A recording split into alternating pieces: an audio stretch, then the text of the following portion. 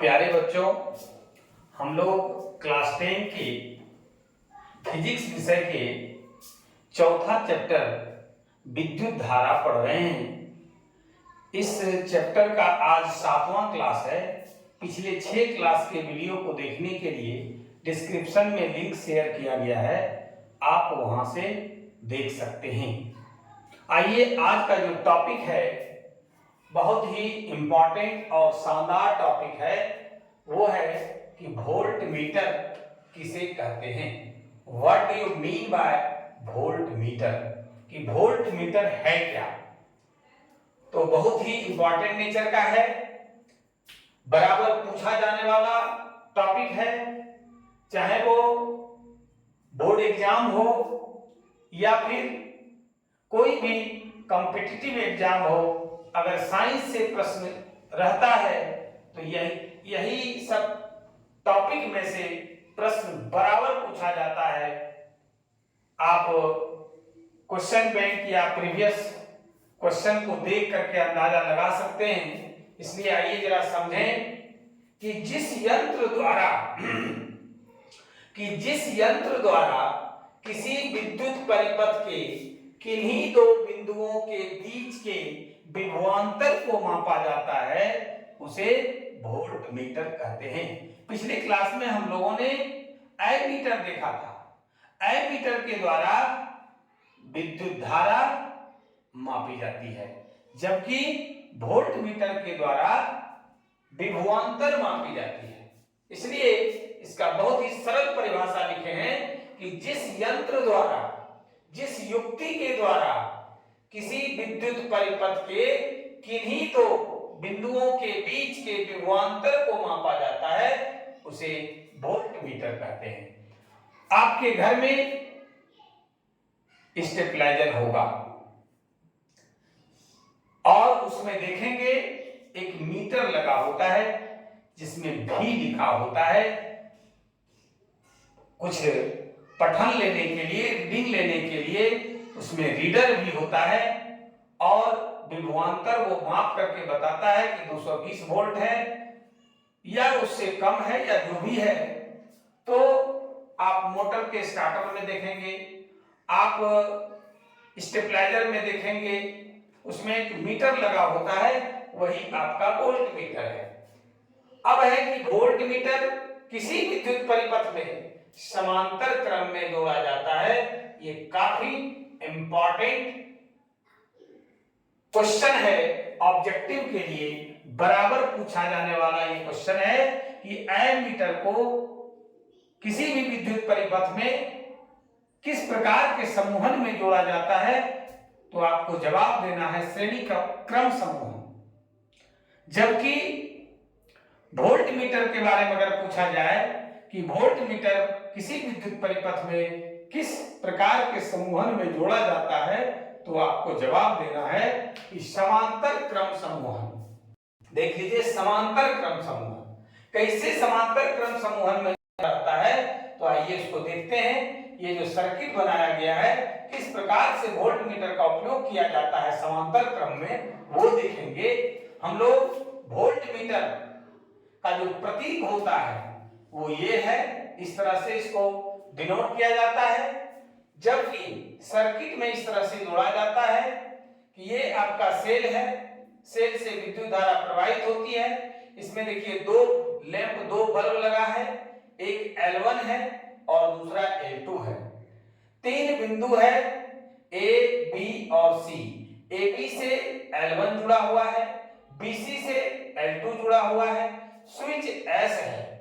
अब रही बात वोल्ट मीटर का, तो वोल्ट मीटर देखिए किस प्रकार से समांतर क्रम में बल्ब के पैरेलल में जो विद्युत धारा का प्रवाह हो रहा है, उसके देखिए पैरेलल वे में समांतर क्रम में ये जोड़ा गया है। यही मुख्य रूप से हम लोगों को देखना था कि वोल्ट मीटर को समांतर क्रम में सर्किट में विद्युत परिपथ जो तैयार किया जाता है उसमें किस प्रकार से जोड़ा जाता है। तो हम लोगों ने देखा कि वोल्ट मीटर विद्युत परिपथ में समांतर क्रम में जोड़ा जाता है, जबकि एमीटर को श्रेणी क्रम में जोड़ते हैं। वोल्ट मीटर के द्वारा किन्हीं दो बिंदुओं के बीच विभवांतर को मापा जाता है। आइए देखते हैं बराबर पूछा जाने वाला सवाल कि एमीटर और वोल्ट मीटर में क्या अंतर है। बहुत ही इंपॉर्टेंट क्वेश्चन है, इसको बीबीआई कर लीजिए, टिक लगा लीजिए, अपना फेयर कॉपी में नोट कर लीजिए। और बराबर पूछा जाता है बोर्ड एग्जाम में कि एमीटर और वोल्ट मीटर में अंतर स्पष्ट करें। जवाब में इस तरह से लिखेंगे, कैसे आप वहां पे आंसर करेंगे वो भी हम लिख करके बोर्ड पर आपको बताने का प्रयास करते हैं कि एमीटर और वोल्ट मीटर में निम्नलिखित अंतर है। एमीटर, पेज को दो भाग में बांट दीजिए, एक तरफ एमीटर एक तरफ वोल्ट मीटर। 3-3 पॉइंट दे देना है आपको। ये जो प्रश्न पूछा जाएगा 2 से 3 नंबर, जनरली 2 नंबर।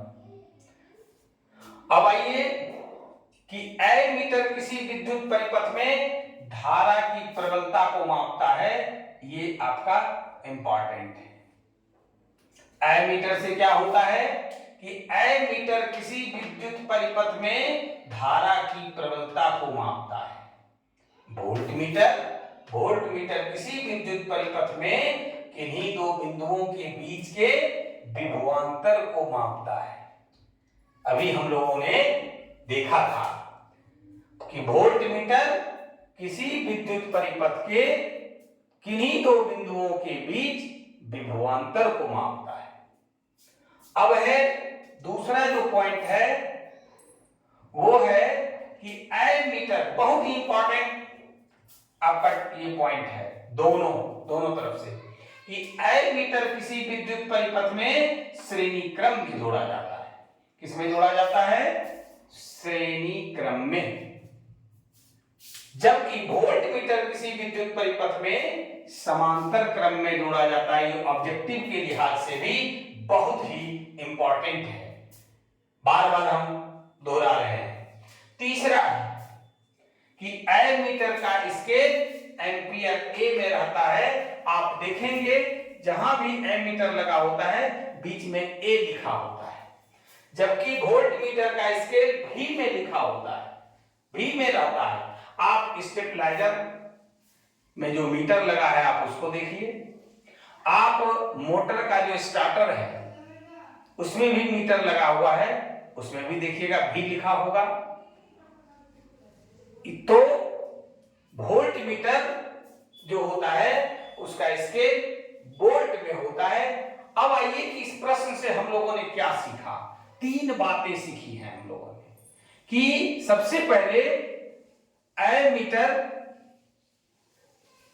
से जो है विद्युत धारा की प्रबलता को मापते हैं, जबकि वोल्ट मीटर से किसी दो बिंदुओं, विद्युत परिपथ के किन्हीं दो बिंदुओं के बीच के विभवांतर को मापते हैं।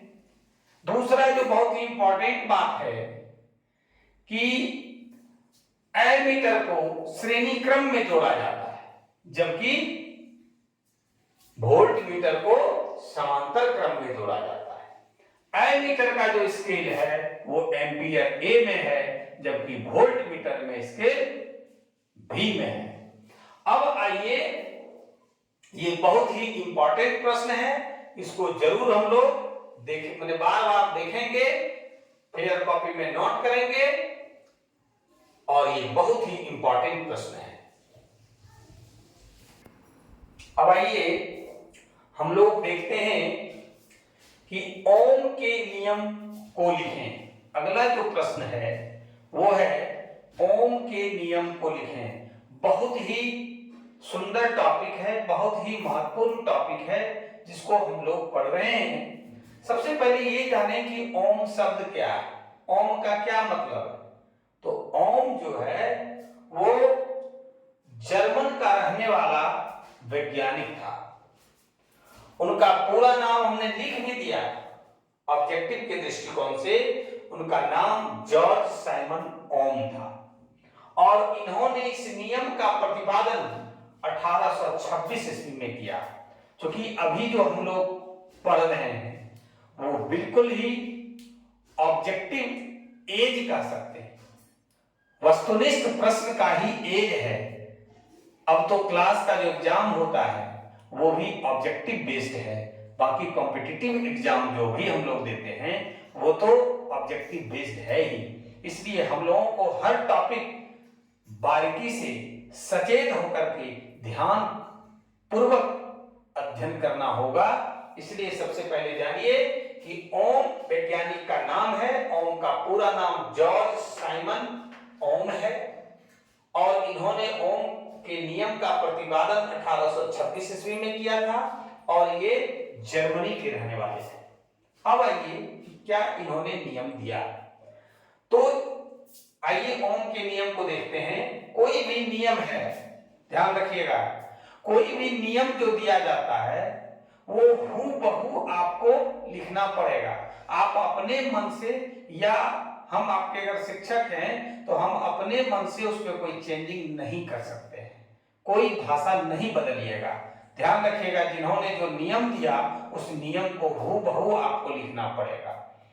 तो यदि किसी चालक के ताप में परिवर्तन ना हो तो उसमें प्रवाहित विद्युत धारा उसके सिरों के बीच आरोपित विभवांतर के समानुपाती होती है। क्या हम लोगों ने देखा कि यदि किसी चालक के ताप में परिवर्तन ना हो तो उस चालक में प्रवाहित विद्युत धारा उस चालक के, मान लीजिए कि एक चालक है तो इसके सिरा दोनों साइड है, इन दो सिराओं के बीच जो विभवांतर होगा वो विद्युत धारा जो प्रवाहित करती है उसके समानुपाती होती है। फिर से एक बार देखें, यदि किसी चालक के ताप में कोई चेंजिंग ना हो, परिवर्तन ना हो, तो उसमें प्रवाहित विद्युत धारा उसके सिरों के बीच आरोपित विभवांतर के समानुपाती होती है। अर्थात आई समानुपाती, ये जो चिन्ह है इसको हम लोग पढ़ेंगे समानुपाती। ध्यान रखिएगा, एक एक चीज आप सीखिए कि आई समानुपाती है भी के। अब फिजिक्स में क्या होता है ना कि समानुपातिक जो चिन्ह है इसको हटा करके जब बराबर का चिन्ह दीजिएगा तो आपको एक कांस्टेंट देना होगा, एक नियतांक देना होगा। यहां नियतांक r दिया गया है। r को क्या कहते हैं, ये बहुत ही इंपॉर्टेंट सूत्र है, न्यूमेरिकल के लिए याद रखिएगा, I बराबर v बटे r। इससे धारा का मान हम लोग ज्ञात करते हैं, I का मान ज्ञात करते हैं। जहां r जो है वो नियतांक है, कोई भी सूत्र लिखें उसको इस तरह से बॉक्स में बंद कर दें और I भी r के विषय में नीचे जरूर लिखना है। जहां r नियतांक है जिसे चालक का प्रतिरोध, रेसिस्टेंस करते हैं। क्या है प्रतिरोध, इसके विषय में हम लोग आगे की क्लास में सीखेंगे। और I धारा हो गया, V विभवांतर हो गया। अब है कि ये तो इंपॉर्टेंट प्रश्न है ही, इसके साथ एक और इंपॉर्टेंट प्रश्न बनता है जो आगे की क्लास में हम लोग सीखेंगे कि एक प्रयोग के द्वारा ओम के नियम का सत्यापन करें, जिसकी चर्चा हम आगे की क्लास में करेंगे। और जो आज का जो ये क्लास है, आज का ये जो वीडियो है, अगर आपको अच्छा लगे तो आप लाइक और शेयर जरूर करेंगे। अगर किसी प्रकार की कोई परेशानी है तो आप कमेंट करके हमें जरूर बताएं। और जो लोग नए हैं, चैनल को अभी तक सब्सक्राइब नहीं किए हैं, सबसे पहले सब्सक्राइब करें। आज की क्लास में बस इतना ही, धन्यवाद।